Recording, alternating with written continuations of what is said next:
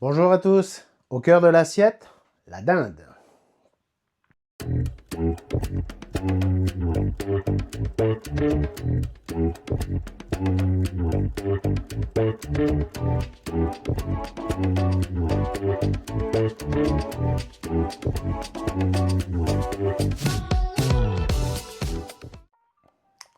Alors pour la petite histoire, la dinde nous vient des Amériques. Elle était endémique aux Amériques et c'était les Aztèques et les Amérindiens qui en étaient déjà très friands.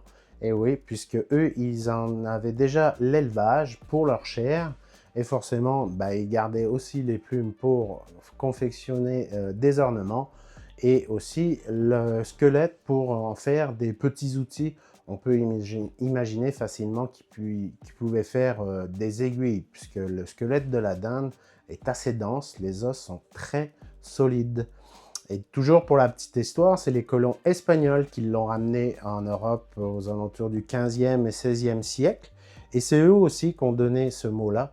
Mais à l'époque, étant donné qu'ils pensaient être arrivés en Inde, quand ils ont vu l'animal, ils l'ont appelé poule d'Inde.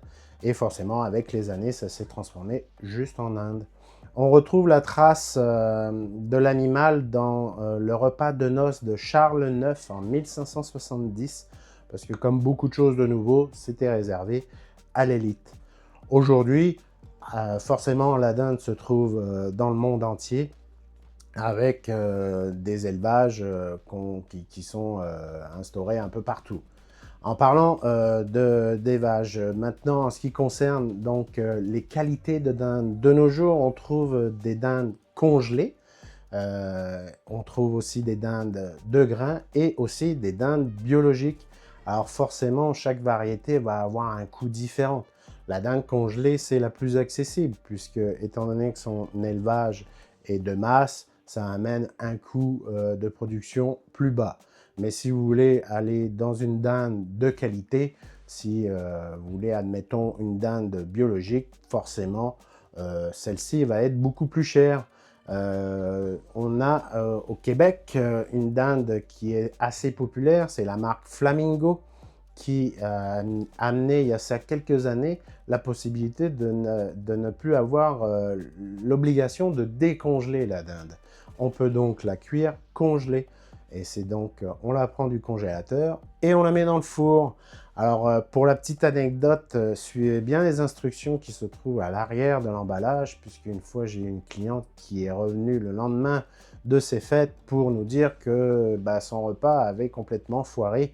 Mais forcément, elle avait littéralement fait ce qui était marqué sur l'emballage. Donc, à l'époque, c'était marqué du congélateur au four. C'est ce qu'elle a fait, mais elle l'a mis avec l'emballage. Alors, suivez bien ce qui est indiqué à l'arrière de l'emballage. Ça va vous éviter quelques ennuis et un repas raté. Alors maintenant, je vais répondre à la question de Sabrinal9904 qui a demandé dans les commentaires une vidéo concernant le cuisson pour une dinde. Alors, qu'est-ce qu'il faut prendre comme temps de cuisson pour une dinde?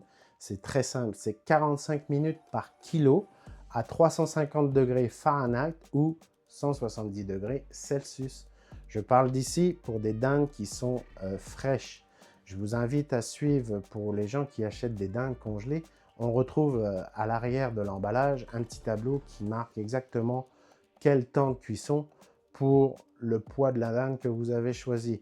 Mais il faut compter quand même, pour une dinde congelée de 5 kg, minimum 7 heures de cuisson. Et je vous invite donc à les faire, à commencer couvert d'un papier d'aluminium, parce que si vous ne le faites pas, votre dinde va être beaucoup trop crispy en surface, trop sec, et le résultat va être boboche. Donc, vraiment, suivez ces instructions-là, et puis commencez-le couvert, et 1 heure peut-être avant la fin de cuisson, retirez le papier d'aluminium pour avoir un résultat doré. Je vous invite aussi à ne pas décongeler les dindes sur le comptoir. Ça, c'est vraiment une chose à ne pas faire, que ce soit d'ailleurs pour la dinde ou pour n'importe quel aliment. Tout se décongèle au frigo. Dans un futur, je vous ferai une vidéo sur le sujet. Donc ça, c'était pour la question de Sabrinal 9904. J'espère que ça répond à votre interrogation. Et je vous invite à faire comme elle, de profiter de la section commentaires pour vous demander des questions sur d'autres sujets. Ça me fera plaisir de vous répondre dans une prochaine vidéo.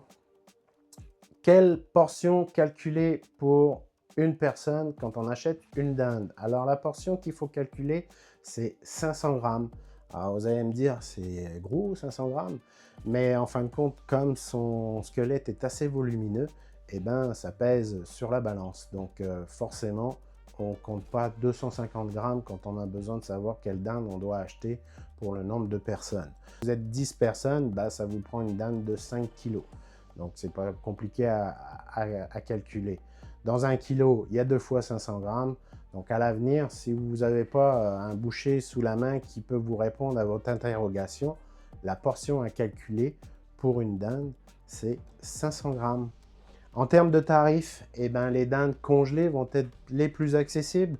Aujourd'hui, forcément, étant donné que la production est de masse, ça amène un coût beaucoup moindre. Donc, vous pouvez, pour ce qui est des dindes congelées, aux alentours de 5 à 6 kg, facilement en trouver une aux alentours de 30 à 35 $. Il y a des belles promotions avant d'arriver aux fêtes, donc profitez-en. Même quand ils sont en promotion en milieu d'année, profitez-en aussi, puisqu'on peut facilement arriver à des tarifs assez élevés. Je pense en l'occurrence avec la dinde biologique qui est le top du top. Attention, comparons une pomme avec une pomme. Une dinde biologique n'a rien à voir avec une dinde congelée. La dinde biologique va avoir un goût un petit peu plus prononcé. Sa chair va être un peu plus charnue et son élevage, ben, en fin de compte, la dinde elle aura vu la lumière du jour. Mais sauf que ces dindes biologiques-là, alors avec un coût beaucoup plus élevé d'élevage, va vous amener facilement à une dinde au-dessus des 100 $ la dinde. On tourne aux alentours de 10 à 12 $ le kilo pour ce genre de produit, mais la qualité est différente.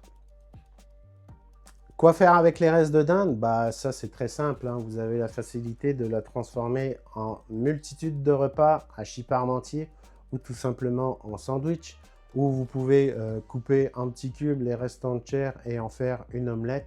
La dinde se transforme à l'infini. Ce qui est certain, c'est qu'elle ne finit pas à la poubelle. Donc, je vous invite aussi à prendre le temps maintenant de vous abonner, d'activer la cloche et le petit pouce en l'air. Je vous remercie d'avoir regardé cette vidéo jusqu'au bout et je vous dis à bientôt. Et comme à l'habitude, je vous invite de vous abonner à ma chaîne. Ceci est la deuxième vidéo que je fais. Ça me demande beaucoup de temps, beaucoup d'investissement. Alors, merci de votre encouragement et je vous dis à bientôt.